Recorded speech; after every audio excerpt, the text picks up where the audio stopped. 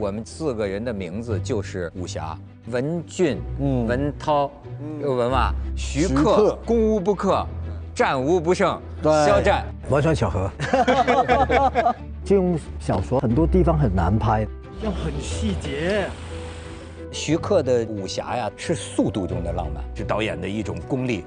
不是草原骑马跑这种浪漫，你必须要具体的细节。浪漫是击中一个人内心的一瞬间，只要能打动我的，我都觉得是一份浪漫。这个小说流行到现在为止，很多读者一定在里面找到他自己。金庸做到了这一点，一个蔚然大观的感觉啊。很多观众心目当中都有属于自己的那个郭靖，所以我怎么去诠释这个郭靖，对于我来说是最难的地方。演员有一个好处，把别人的人生在自己身上过了一遍。我一直想象的自己就是郭靖，在演完之后，感觉我更加的沉稳。很多人问什么叫侠，金庸说如剑不平，拔刀相助，这是侠。每次我们讲到侠，我们的定义都有变。有时候我觉得可以在武侠世界里面找到一种很有力量的归属感。侠之大姐不是退出江湖，而是要担当历史也不能阻挡。一个人呢，等于面对千军万马，我们中国人特别迷醉的那种英雄气概。我觉得一夫当关嘛，一夫当关，对，万夫莫开，真是沧海横流，方显英雄本色。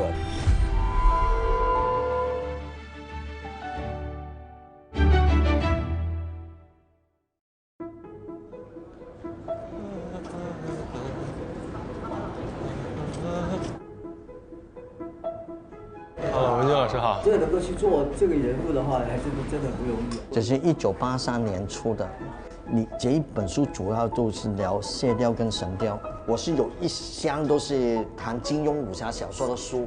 太好了，那今天得把它都聊出来。我们好多年没见了，好多年没见了。对对对，郭靖的困难是因为他的生活范围这么复杂。这个是金庸小说里面的特点。呢套戲。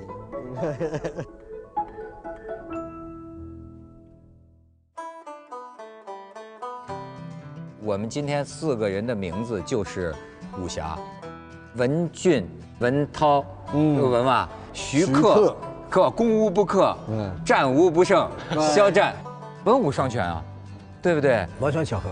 我觉得你长得模样都巧合，就注定你要拍武侠。那这个颧骨啊，包括眼睛，他这个是不是有种英雄感？徐大侠嘛，徐大侠。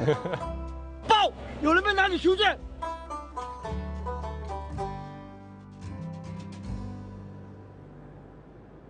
有几个东西我很好奇，为什么1957年金庸才开始写武侠小说呢？原来在上海的时候啊，他其实有武侠小说啊，什么叫平江不笑生啊？原来读者无论是考文学的，还有知识分子的，街头的，其实武侠小说是很大众的，算是一个娱乐性的东西吧。武侠小说就是在那个没有太多网络啊什么看 OK， 没有别的娱乐的时候，那些成年人图娱乐，就是文字上得到这一种娱乐快感。没写的时候，他自己就很喜欢这些嘛。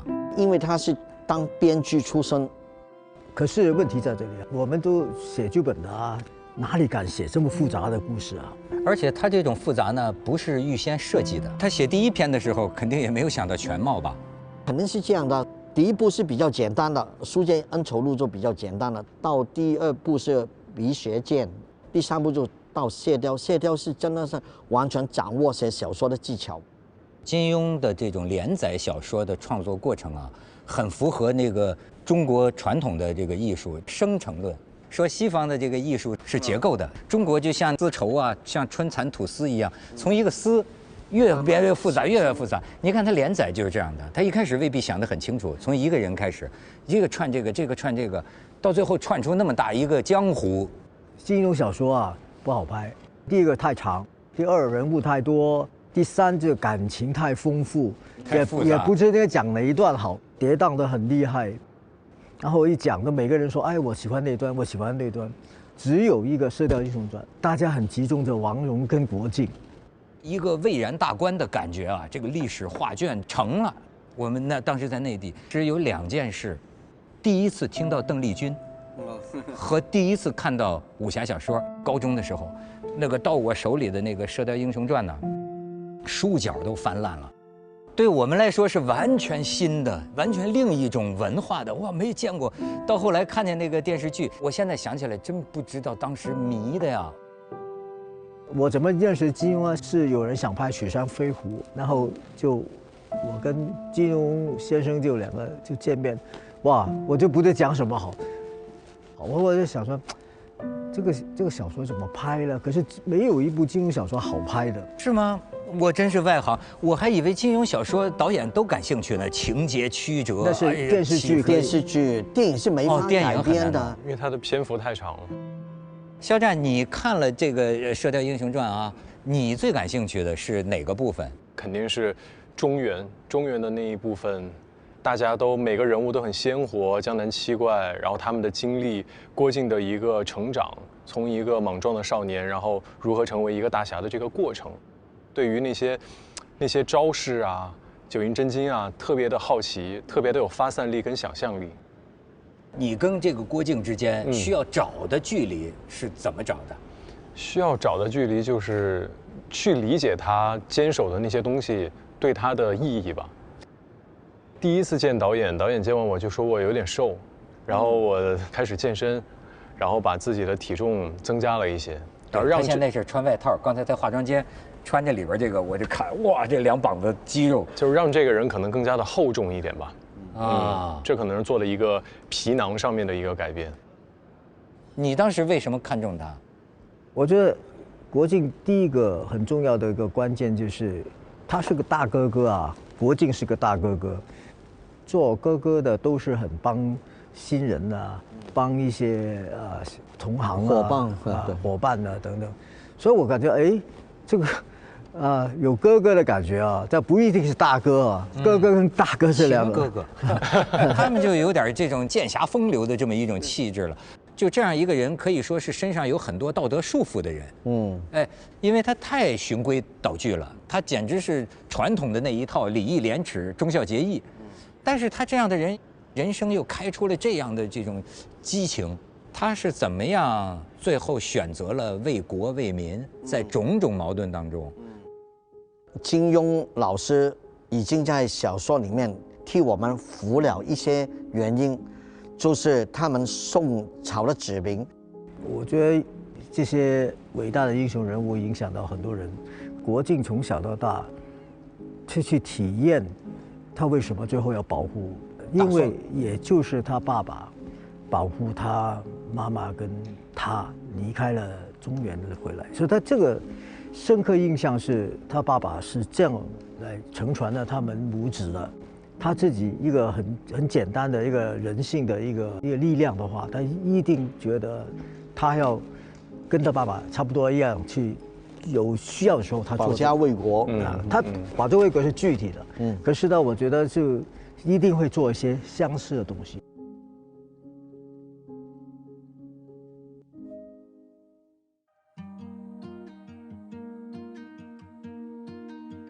武侠好像是我们那一代特别着迷，有些人说武侠在当代年轻人当中是不是有点过时？你看在里面它有很复杂的人际关系，跟社会关系，然后以及你在里面你会遇到各种各样的人，你要学会如何在里面去生存，要学会如何在里面跟他们打交道，就像我们的职场跟学校一样。你像郭靖身上具有的那种忠诚感，还有责任感。所以我是觉得，反而武侠在当下这个变化很快、发展很快的社会里面，反而是要回归到武侠的这个精神里面。说武侠过时这个东西，在我那个年代也出现了，因为是70年代啊，70年代就过时了。因为说粤语片的时候就没有张彻之前就已经说过时了，在张彻之后也过时了，这不行了这样子，那就拍武侠。我喜欢电影里面的一些人物，去让观众可以认可，而且无论喜剧也好感人的一些戏也好，在那个世界里面过一个90分钟、120分钟出来，应该说是一个很享受的一个体验。我觉得观众看戏啊，都是去想了解自己。我这么喜欢看这种题材吗？我这么喜欢这种好笑的东西吗？我还是这么喜欢让我这么浪漫吗？其实你看完之后觉得哦，其实我可以很浪漫的，我也可以很幽默的啊，我也可以是很有生命力的。我觉得这个电影本身就是给予人一种这种感觉，所以我们常说，哎，现在电影怎么样？我说其实如果你都能够给这种东西的话，观众还是可以进戏院，还不一定是同一个方式来看，可是他依然会去接受或者去吸收分享你给他的那种感受跟一种视野的角度。他在拍完到1996年左右，一直到七剑，中间有10年他都没拍武侠。其实是从拍那个七剑，我感觉到啊，在那个之前的徐克武侠呀，会让我感觉更加凌虚而行，就是更轻。但是从七剑我开始，我觉得出现重量感，这些人的马蹄子、铠甲。我觉得我们的中国人的电影文化市场，每个潮流动作的设计都有不同的，它是根据观众对这个东西的需要，跟他看到这个东西想找到一个替换的东西，每个人心理上都有一个潜意识的这种要求。所谓潮流吧，一个潮流，其实潮流有2个很重要的关键因素。以前如果我们看这个《火烧红莲寺》，一伸手就那个动画就在做，他们觉得这个好好看，因为这是在屏幕上第一次看到跟演员有关的特效，所以他觉得这个是很有真实感啊。可是到一个程度之后，他已经习惯了，而且他看得多了之后，他觉得这个需要更真实的东西。你也是与时而变的，与时而变，而且自己也在变，因为看得多了，自己还来这一套，换一下吧，超越自己。其实金庸小说永远拿这本小说怎么拍啊？这个怎么理解？这个九阴真经什么回事啊？对，九阴真经啊，蛤蟆功啊，降龙十八掌，说故事，你这故事怎么说？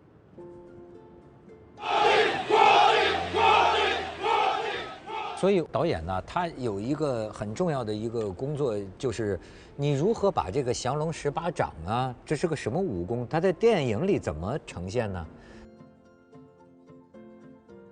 第一个是你知道他这个动作来干嘛的，是吧？因为我们常常说周伯通这个左右互搏，这到底打对方哪里啊？对呀，怎么互搏？对啊，所以我们要找出原来这个亢龙有悔，或者是这个见龙在田、飞龙在天，虽然都是来自《易经》嘛，对。可是我觉得金庸当时拿这个东西，除了他本身他有一个意识里面之外，他有一个威力，这个威力是代表了这一招打出去的时候是怎么样，就等于我们平时看打拳这个脚力样子，这个摔跤啊什么的，终于一些看不到的招式来了。你闪不及，就一拳就打到你的要害上。降龙十八掌就要找出18招，完全是能够把一个武林高手打下来。所以每一招都有它的轨迹，每一招都有它的原理。所以也就是说，在2个人高手过招的时候，我们怎么知道他出这招是什么？也只有对方问。你这是什么招式？要问一问，这是什么招？九阴真经呢？九阴真经其实一开始筹备，我说九阴真经我们看得出来吗？我到底一个人练了九阴真经，我们看得出来吗？这怎么看呢？怎么样看出来呢？而且怎么显示他会九阴真经？九阴真经它是一个力量，内力。内力。所以为什么有九阴白骨掌？对，是因为他把这个内力练成那个出来了。我们也讨论过很多这个查先生设计的武功里面到底怎么样来呈现出来，又不能够太复杂，又不能够太简单。他弟弟有一个很特别的设计，这个设计视觉效果也好，在戏剧上来好，对个剧情有它的影响力才可以。郭靖是个懂感情的人吗？我觉得他是懂的，他的感情世界观他是非常忠诚。我跟郭靖很相似的一个点，可能就是很认真，做事儿认真。对，郭靖他对待事物、对待他周围的人，他都是很认真，然后以及他很善良。那我觉得跟郭靖可能最大的不一样是成长环境不一样，他是在草原、在塞外成长起来的，所以他身上有那种生命力。过去传统上认为郭靖是个笨小孩嘛，感觉学个武功半天都领悟不到那样的，特别质朴，特别至诚。但是似乎呢，黄蓉都嫌他不解风情，不懂感情。但是呢，肖战给人感觉像个清秀潇洒，甚至是有点文气。比起以前的角色的难度在哪里？对于我来说，最大的难度就是知道他的人太多了，了解他的人太多了。可能很多观众心目当中都有属于自己的那个郭靖，所以我怎么去诠释这个郭靖，让大家可以认同他、喜欢他？我觉得这可能对于我来说是最难的地方。我记得印象很深刻的就是我们最开始先在北京拍了1个多月，然后去到了内蒙。当我踏上草原的时候，然后拍第一场戏的时候，我突然感觉那个就像一扇门一样被打开了。当你站在那个草地上，然后一望无际的草原，我当下一下就明白了郭靖他的成长环境，以及他为什么会变成他现在这个样子，好像一切都有迹可循，很奇妙的感觉。我觉得我们中国的这个文学人和电影影视人创造的这个世界，它是个很有意思的第二世界。它这个世界，这些人呢，好像也不用操心生计问题，也不知道在哪换衣服，他们但是每天就在这么一个绝美的风景或者绝险之地，展开他们的这种故事。你说它跟社会没有关系吧？可是它又经常讲的是这种江湖上的人情、世故。我觉得是大家内心里面一个理想世界，一个理想国度的感觉。就像是成年人自己内心幻化的一个美妙的乌托邦。因为很多东西在现实世界里面它没有办法实现，我们需要有一个精神寄托。你也有吗？就现实生活里你会觉得有很多无力感？会，反正我会在我的生活跟工作里面有时候会迷茫，所以我觉得有时候在武侠里面，你看像郭靖那样非常坚定，他有一种正义感、责任感、忠诚感。有时候我觉得可以在武侠世界里面找到一种很有力量的归属感，对于我自己来说。但是你会不会有一种想跑到一个桃花源，或者暂时离开这个现实世界的一切的那种？所以我认为拍戏其实某种程度上来说偏长，算是我的一种抽离感。就暂时离开了你那边生活中的很多绳索。对。反而拍戏的时候，你觉得有种身心的解放感，就像是我的江湖世界吧。你理解郭靖对这2个女孩子的感情是怎么理解的？我理解的对华筝更多的情感是兄妹吧，从小一起成长起来的那种像兄妹之间的羁绊。那对于黄蓉，我觉得是她从草原去了中原以后，到了一个新的世界，对所有的事情都有一个新的认知，以及黄蓉的出现是她从小到大都没有看到过的，然后也没有去认识到的一个全新的一个存在。她如何化解危机，她的那些风趣幽默，都是在大漠上没有见到过的。其实还有一个原因，就是华筝代表了他整个家族。郭靖一个汉人，怎么样跟这个家族相处，往后能回中原吗？还有一个原因是他知道，如果他进入这个家族之后，他永远就在这个家族的发展轨迹去做。可是另一边，黄蓉是无拘无束的，他去闯荡江湖，空间很大而且可以做很多自己想做的事情。郭靖实际上是一个身上有传统道德负担的人，比如说做人要重信、重承诺，说话要算数，然后要忠孝。但是呢，实际他碰见黄蓉对他来说是一种自由，对，黄蓉就可以游规离于则规则以外的一个存在。所以他会爱上他。我觉得黄蓉特别复杂的一个人，国境比较单纯一点。他从一个很接近大自然的状态里面，基本上他从草原长大的过程里面，他对生命、对自己怎么活下去这个概念是很清楚的。反而我觉得在我们的复杂的中原世界里面，从小到大都很多规矩啊，对，很多人情世故，对啊，等于国境是一张白纸，来到中原，回到他的原来的家乡的，就是他刘家村，对刘家村，他要学习，因为妈妈跟他就会永远在住在这里了，所以他要了解他将来的生活是长什么样的，所以他在这个状态里面。他就靠他的本事，如果他没本事的话，也很难活下去。所以他讲了2段话，要去想想才理解这个事情。第一个是他在草原回到中原才看到这个可能性，原来你还有这么大一个空间可以做你自己的事情。第二个就是说，你永远不能够生活在一个被人保护的情况之下，安全区。被人保护，也就是说，大汗一旦不在。你就又进入一个很复杂的关系。这次我听好多人讲啊，这个华筝挺亮眼的，因为我也是前2天看了，就是我们拍的这个片子版本，然后我觉得华筝导演可能做了一些调整，让它更像现代女孩子对于爱情观跟情感的处理方式。怎么讲？敢爱敢恨。哦，把华筝处理的比较果断。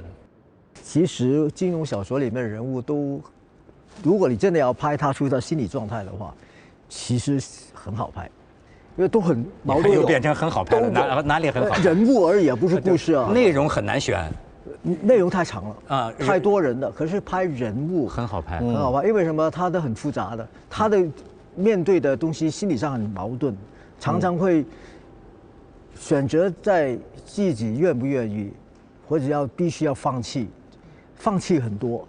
可是金庸就偏偏说，哎，就这个人物就不放弃，这不放弃也无可奈何，再做不了什么事情。这个过程里面，我觉得人物要拍他们感情戏是好拍的。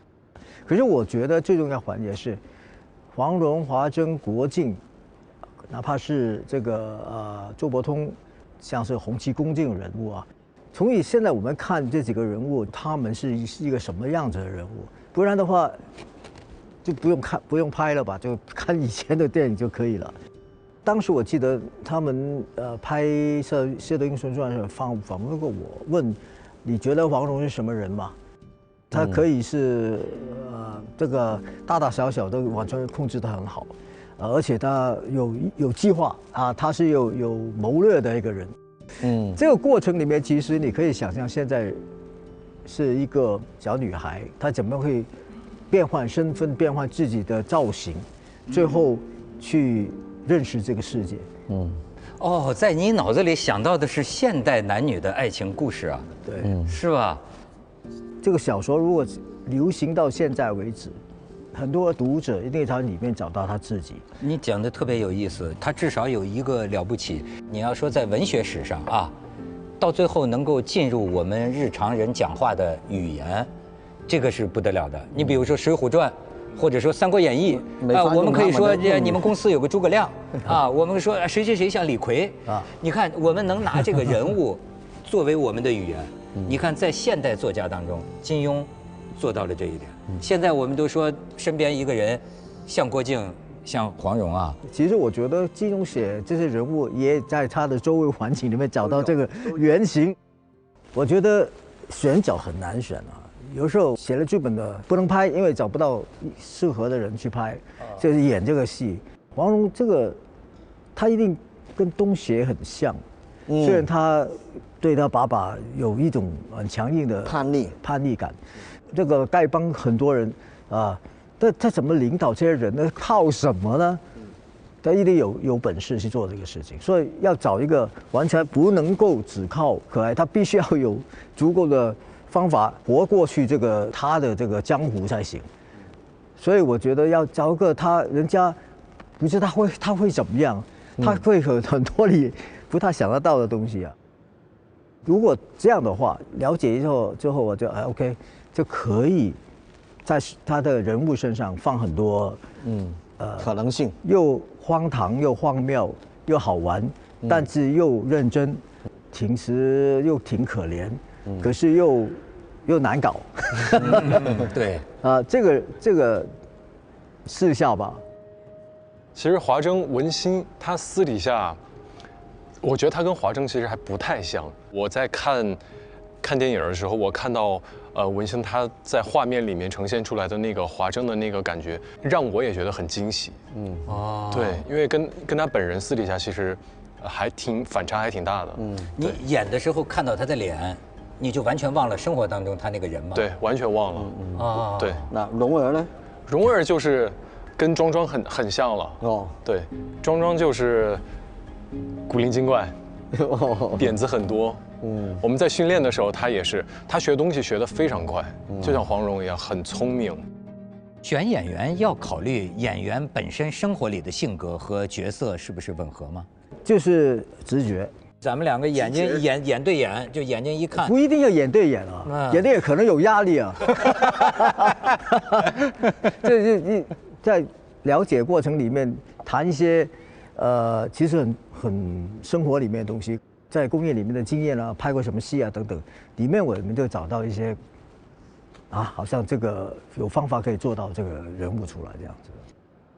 我们常常拍戏去找方法去拍出一个效果的话，是生理的状态多过于心理的状态。导演确实是很会做类比，我觉得导演是那种通过举例子，然后让你去找到一些演戏的感觉。我的大脑是一个资料库，我没有感受过的，我没有见过的，甚至是我都无法想象的，可能很难通过我的这个外表跟皮囊去把它呈现出来。徐克导演他在现场，他是属于那种对演员说的比较多的，还是说的比较少的？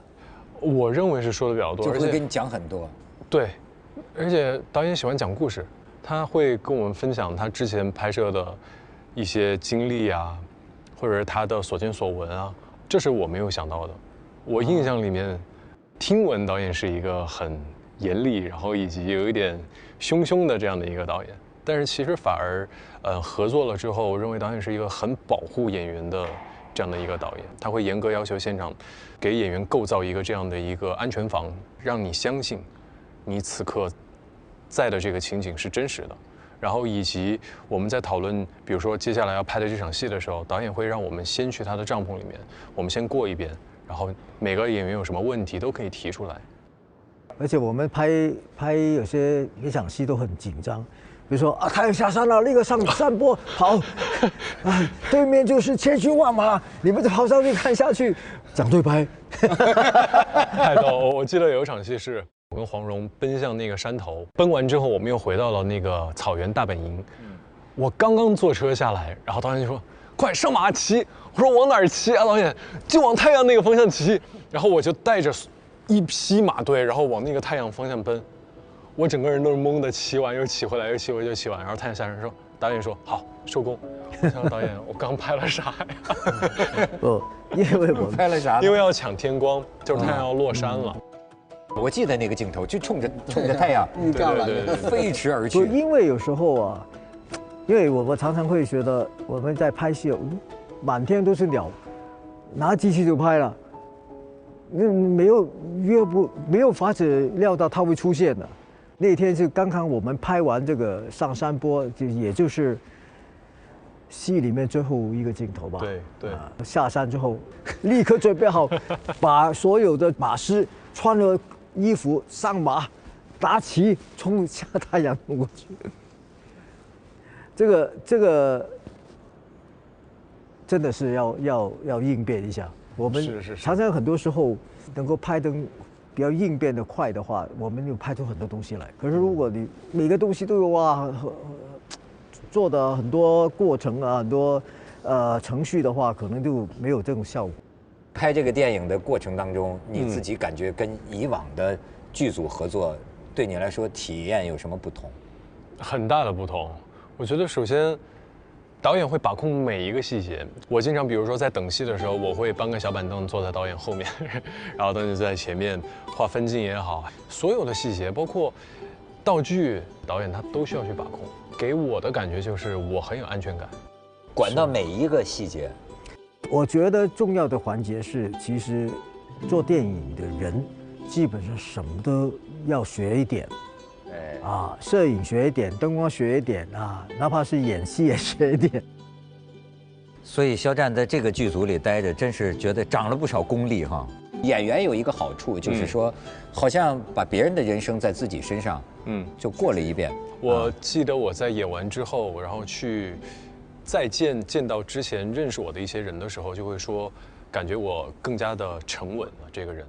哎，真有点郭靖的这个内力了哈。觉得这个人的气质跟之前好像更加的扎实，更加的沉稳。